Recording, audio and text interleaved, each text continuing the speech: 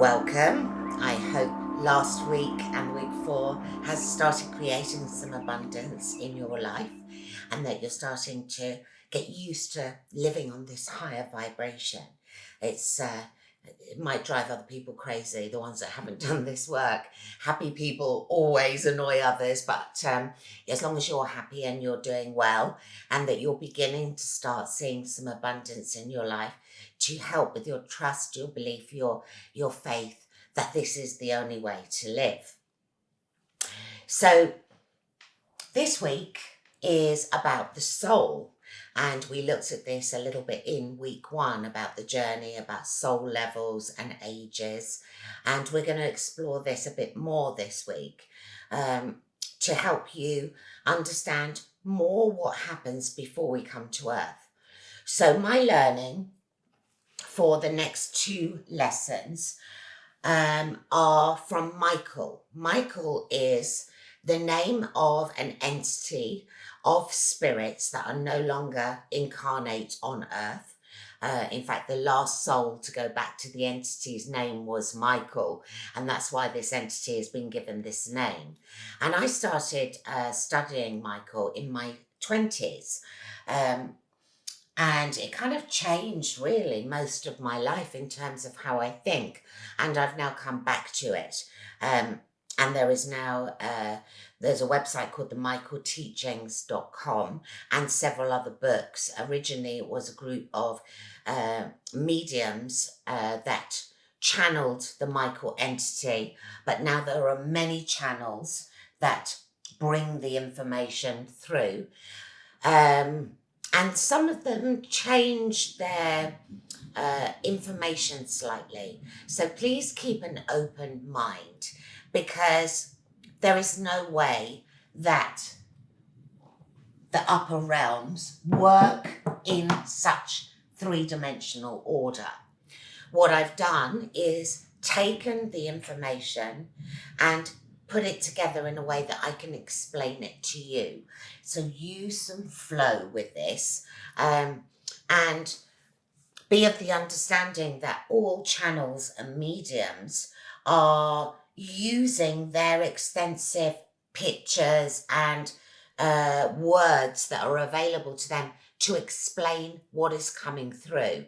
So there is a slight variation, but just take this on board and do with it as you will. But it kind of gives you a bit of an understanding about what happens on the upper realms. So the first week is about the soul, the journey, and what happens. So let's go to the beginning of what would happen on your first life on Earth as part of this grand cycle. So we are a soul, all these are souls, in an entity of somewhere between 1,000 and 1,400 souls. Now, there are many, many, many of these entities, and it goes colossal in terms of cadres and cadenzances and primary cadenzances and harmonies. It's huge, but I'm just going to keep it very simple. The information is available through the books. The first one is Messages from Michael, which is the one that goes with this lesson. And then the second one, this is only available on Kindle, but I've just mocked up the cover so that you can buy the right one, The Journey to the Soul by Shepherd Hoodwin, which is amazing. So these 2 books go with both of these modules, and I highly recommend them. This one is easier to read and understand. This one is more difficult, but skim it and just take what you need. So part of our spiritual family, so this will be the people that are close in your life, your mother, your father, your boyfriends, your sisters, your brothers. This is kind of like your immediate family, influencers that are going to be part of this life. Now, if they're influenced in this life, the chances are that they're going to be with you in many, many lives. We like to stick together. We like to support each other and be there. It's like our immediate family. So before we come to Earth, we make lots of decisions. What gender are we going to be? Spirit doesn't have a gender. It's everything. It's we are we. It's yin and yang energy, full soul consciousness. But we will decide, will coming as male or female in this lifetime benefit our goals of our journey that has been sculpted? Who our parents are going to be? Who will make great mentors and teachers to help us with the growth lessons that we have to learn in this lifetime? What level of affluence will we be? Will we be poor? Will we be rich? Both of them have challenges. Just if you think just being wealthy will solve everything, there are more unhappy wealthy people than there are poor people who are used to living in nature and having a more simpler life. So there is no easy way. We have to go through everything. What our journey is going to look like. So we have free will, so we can change our direction, as I did. I went for many years developing property and building carbon neutral modular housing systems, which is how I lost all my money and became broken. The universe will always find a way of bringing you back on track and bringing you to where you're supposed to be. So just go with the flow and don't worry about it. It will all come good. What your role is going to be. We're going to be looking at roles and overleaves in the next lesson, which is more about your spiritual DNA, why you behave the way you do. What our needs are a set of principles that if we do not fulfill them, we become very frustrated and angry. And I'm going to do a whole lesson after this course in the future, in the next few months, specifically on needs, one lesson on needs, because it's a huge subject. But for now, you can find out some information in these books about needs. What agreements we've made. What agreements have we made with other souls who are on Earth? This could be an agreement that's going to take many, many lifetimes to go through, especially the big lessons. But as I said, the soul is not in a rush, so you don't even have to worry about this. Just kind of like have this as peripheral knowledge. What karma we have to burn. We incur karma the minute we come to Earth.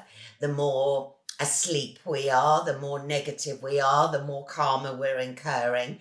When you're in this higher place, we behave like better humans. We are learning to not incur so much karma, so there's less to burn. So that's another benefit of being spiritual. What sequences do we need to complete? So then, as I said, with big lessons, there are sequences. Could take you 10 lifetimes to learn something about trust or openness or kindness or, some of these big lessons that we have to learn. But you don't need to be worried about it. It just happens naturally. Let the universe deal with that and keep accountability for each lifetime and just do your very best when you're on Earth. So no soul is better than another. We have all been everything, whether we are incarnated in a human body, whether it was in a lifetime on a different planet, or in fact in the future on a different planet. We exist as souls throughout the universe, throughout the galaxies, but this lifetime and this set of lifetimes have been created and chosen to be on Earth. So let's have a look at the beginning. It's the first lifetime on Earth. It's the beginning of a whole new cycle of lifetimes. A Devic soul will come, in this case to Earth, and a Devic soul is mineral, air, water.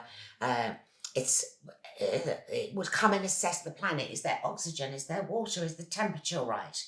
Would go back to the entity who all have to agree to come to this planet. Yes, of course, they all want to come. Everyone wants to grow. Then the seeding starts, and there is an order. The brave come first, the thoughtful come after. We're going to look at this more in the next lesson.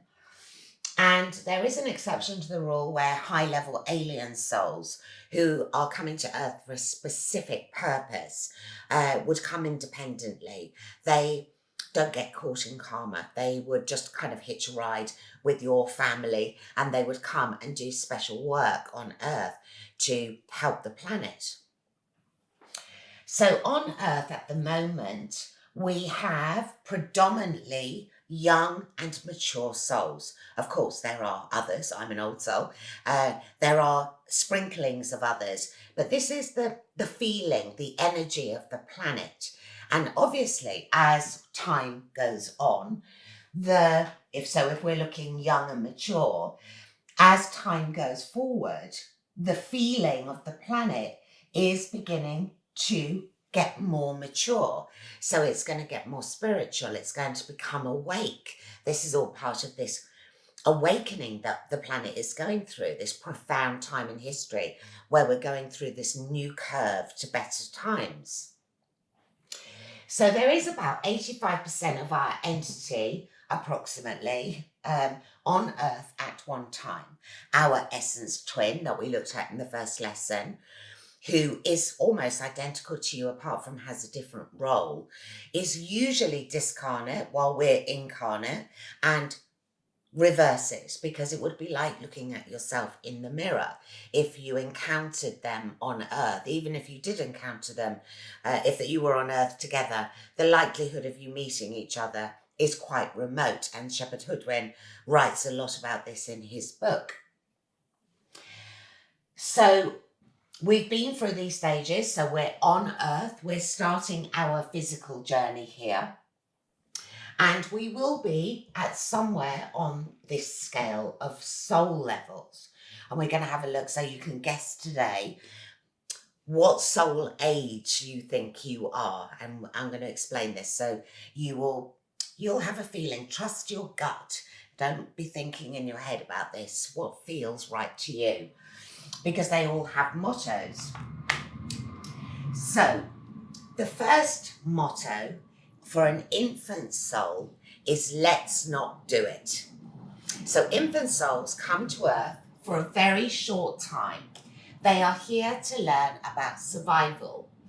They're usually placed close to the equator because the biggest challenge for humans is shelter and warmth.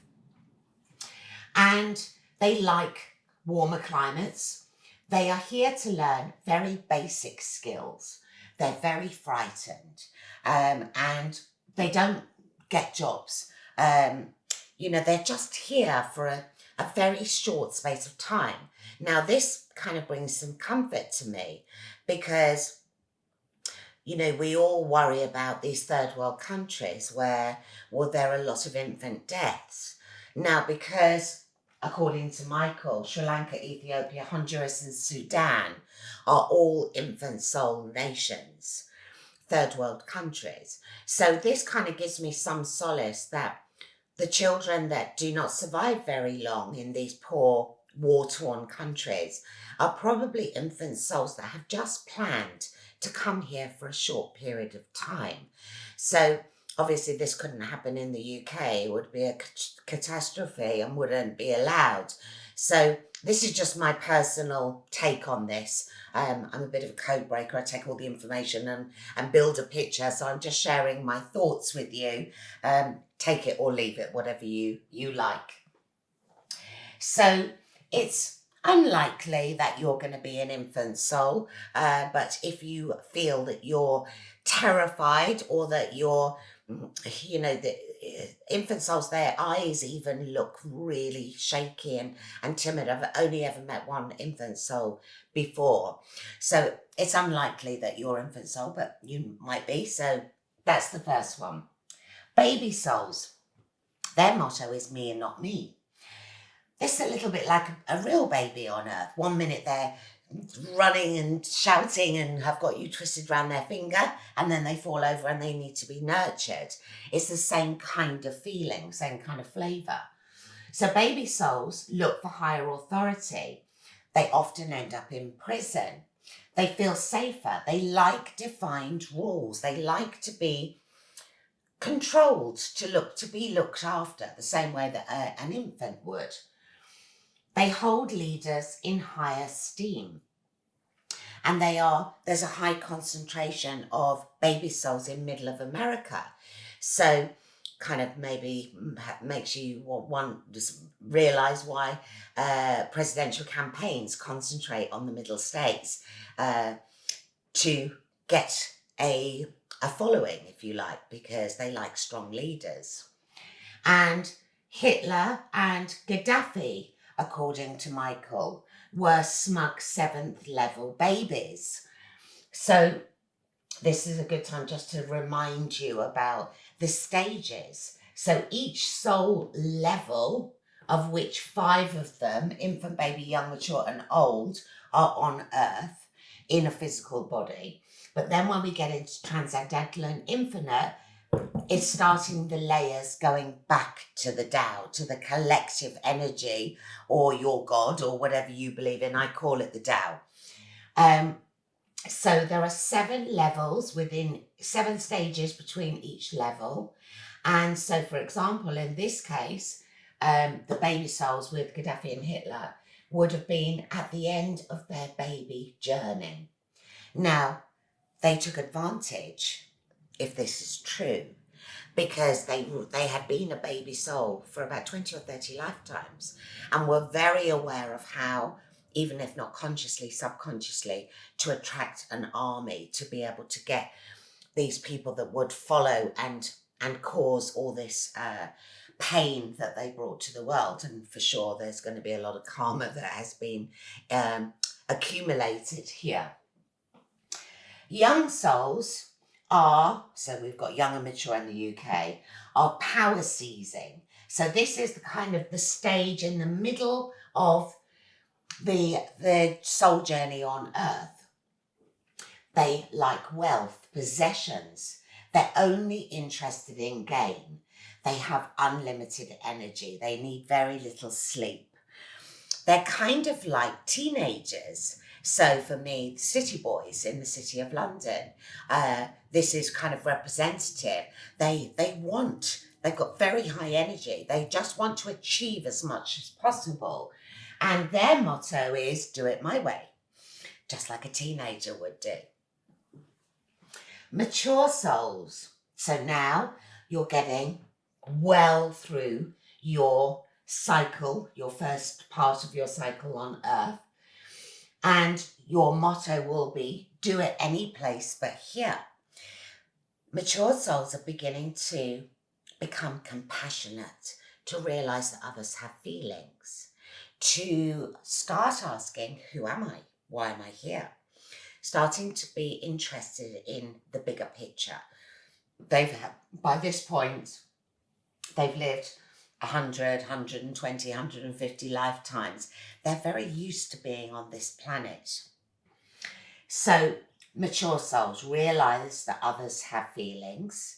They ask, who am I? Which is why I've called my business that. They like fine wines, good food. They often become chefs or winemakers. And they like to surround themselves with other mature souls. Infant souls are often gifted to mature souls for them to nurture and to bring up. This is a tough level. There is much pain and suicide in this level. The tasks are harder. We're more experienced as a soul. And Sean Penn, Boy George, Michael Jackson, and Madonna were mature souls. The UK is heavy in young and mature. You kind of feel this. If you're from the UK, you'll understand what I mean. You have the city boys, and then you have the people that are trying to bring some light into the world. Every country has a different soul age, and in the Messages from Michael book, it explains. All of this information is absolutely fascinating. Old souls, motto is, you do what you want and I'll do what I want. So by this point, I'm an old soul level 5. You take the path of least resistance. You see the bigger picture. You're becoming more spiritual. You will probably be a teacher or a counsellor, or gardeners or carpenters. you don't need to be involved in this ego and judgment anymore. It's kind of like you've done that, you've been through this. So this is coming, you're getting towards the end of your journey on earth, getting ready to now start making your way back to the Tao. So old souls are non-conformists. They can be considered a bit scruffy. They like to do things their own way, and they're of a higher knowing, becoming spiritual. Holland and Switzerland are old soul nations, which are neutral. So this kind of makes a lot of sense. And if you've been to Amsterdam, for example, everyone's riding on their bikes, they care about the environment, everyone's really chilled and hangs out together. Every country has a different flavour. And then when we get past old, so this is no longer needs a bodysuit. We are now highly evolved as spirits, as part of this grand cycle, which starts from being cast off from the Tao as part of your pocket, your little spiritual family. We come to earth, and then we start at the end of the old soul journey. We start going up through astral, causal, archaic, mental, messianic, Buddhic, and back to the Tao, to agape. This is the upward journey. So this is what's demonstrated here, and this is called one grand cycle. Infinite and transcendental souls, these two levels, which no longer need a bodysuit. I have no idea how long it takes. There is no information, but seeing as time doesn't exist anyway when we're off Earth, we don't need to worry about that. So these beings are non-physical. They're very high souls, and they experience others as itself. They have realized that we are all energy together. We are all part of the whole. The transcendental soul can enter the body of an old soul at any time to deliver revolutionary or societal messages to help the planet, but only by agreement. Your soul belongs to you for all of your lifetimes. But you can make agreement that you will have higher level souls that will integrate with you to come for specific purpose, but they won't be here for long because their energy, their vibration of the higher levels is far too great, even though they turn the energy down to come into the body. They wouldn't last long. It would burn the body out. So they can exist alongside other souls for short periods of time by turning down their energy, and they are on their journey back to the Tao. Now, like everything, there is 7 of everything in souls, in levels, in stages, in lifetimes. There's 7 of everything. It's a very predominant number.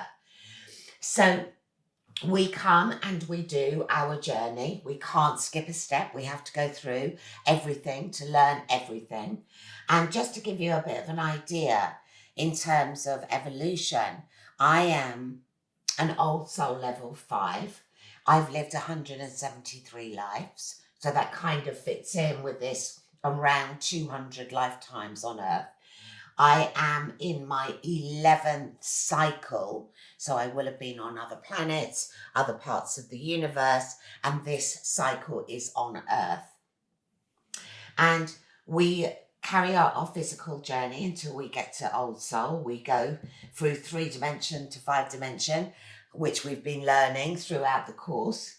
When we sleep, we already visit the astral plane, where we go and meet other souls. We find out how we're doing. We check on our internal monads, which is going to be another lesson that I'm going to do for you after the course is finished on a separate subject. And we're used to this area of travel. Some of you may astral travel at night, where you go to other places. You can feel that your soul leaves your body. You can see your body below you. This happens to me a lot. Don't worry about it. Just go with it. We are always tethered to our soul at all times while we're alive.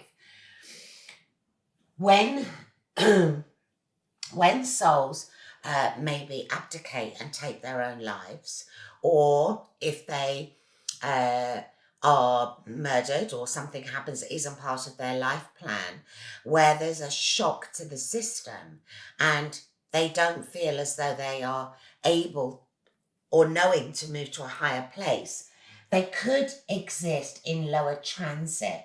So they've no longer got a body, but they are physically and mentally feeling that they're still humans. This is where we can get ghosts and apparitions. The energy is presenting itself in a more physical format. It's better at the time of death to surrender, to review, and to just be glad to be going home, so that the transition is easier. The next level, and there are 7 on all of these levels, again, 7 of everything. The next level is the causal, which is where all the teachers sit, like Michael, like Abraham, like the 9, like Seth, all of the teaching entities that people follow that help us with different subjects, all sit in this causal area. So when you have your chart channeled, for example, the channels will be communicating directly with this middle causal plane. The next plane is Archaic. This is the records of history, of time. And I kind of imagine this not like a big library like you see often projected, but kind of like fibre optic cables of energy interwoven, and at every place of interweaving, kind of portals into different areas of time and view. But again, that's just my personal opinion. The next level is the mental level. This is where the records of all of the universe, upper levels and lower levels, are kept, the mental plane.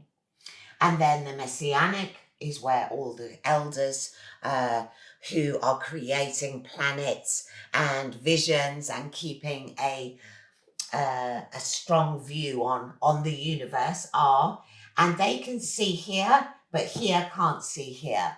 Then the next, the Buddhic, is where Buddha existed, or maybe still is, who knows, is in direct communication with the Tao. And then Agape, going back full circle to the full conscious energy of everything that exists, to then formulate and to be able to start again on another cycle, on another planet.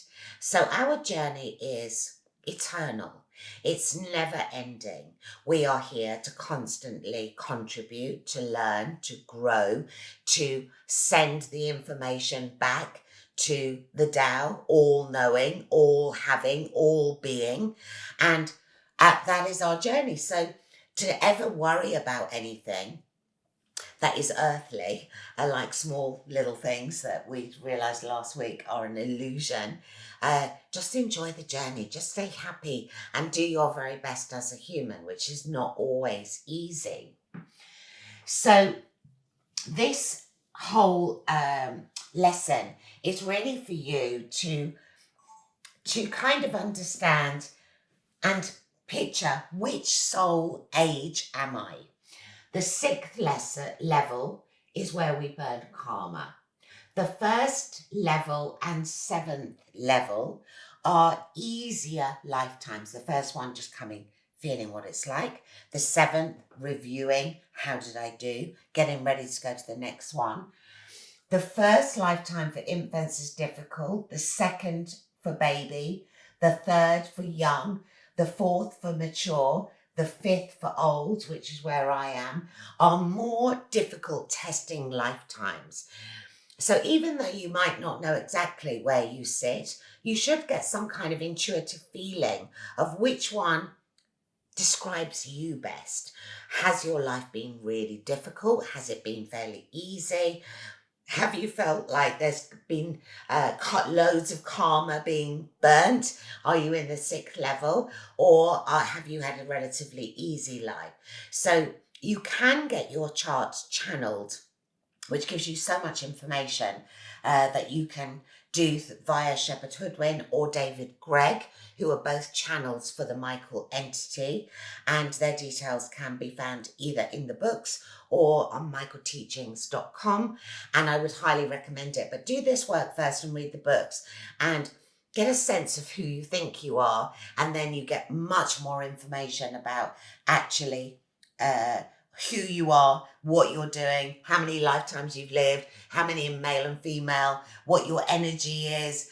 Huge amount of information, and that will give you another year's learning to do. If you print out all the links on this information, you'll end up with a book about this thick, which will take you a year to be able to investigate and learn more. So for me, I found it fascinating. It's up to you whether you want to continue your journey that way. There will be loads of recommendations that we'll give you at the end of the course about future reading that you can do, which has inspired my journey and kept me topped up, which is important to always have something in your bag or on your desk or next to your bed to continue your journey, so that you keep yourself fully immersed in your spiritual development and your journey.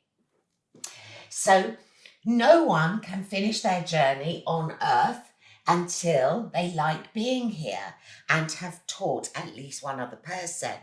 So I didn't really understand this when I first heard this. It was like, well, who wants to be here? This is when I was having a difficult time. Who would actually enjoy being on Earth? But now I understand, and so do you, I hope, through my teachings, that the only way is to enjoy the journey and to be happy. And the world suddenly then looks a different way. You understand it, that we are light beings and we're just having a temporary experience. I now fully understand what this means. And in terms of teaching one other person, well, I've well exceeded that. And hopefully this will continue for years. And it's been an absolute pleasure working with you on this journey. So life is a game. We have all chosen to play. We've chosen to be here. We've chosen the people that we're surrounded with. We've chosen the journey. All of this is part of what we have chosen for ourselves. And it's a magnificent experience. It's far too big to comprehend fully for our small three-dimensional human brains. But I hope this has given you a little bit of an insight to a little bit more beyond our physical beings. And do more study on this subject if you're interested, because for me, I'm a King Scholar that you're going to find out in the next lesson. But for me, I absorb information, put it together. You don't have to believe everything that you read or see, but it starts building a picture up from all of this knowledge that I'm sharing with you. And it's up to you for you to make a decision for yourself, what you believe and how you think it works. So this is the end of your lesson for this week. Read the messages from Michael this week. If you can, just skip it. It is a difficult book to read, and it was written in the 70s as well, so the language is a little bit different to how we speak now. And next week, keep your vibration high and all the things that you've learned. Keep your spiritual practice, your meditation, your good diet, lots of exercise, spending time in nature, all of the things that you've learned. And next week, we're going to have a look at your spiritual DNA, which explains a little bit about what you've chosen for yourself to help you with this journey. And it's totally fascinating. So until then, have an amazing week, and I will see you in a week's time. Thank you.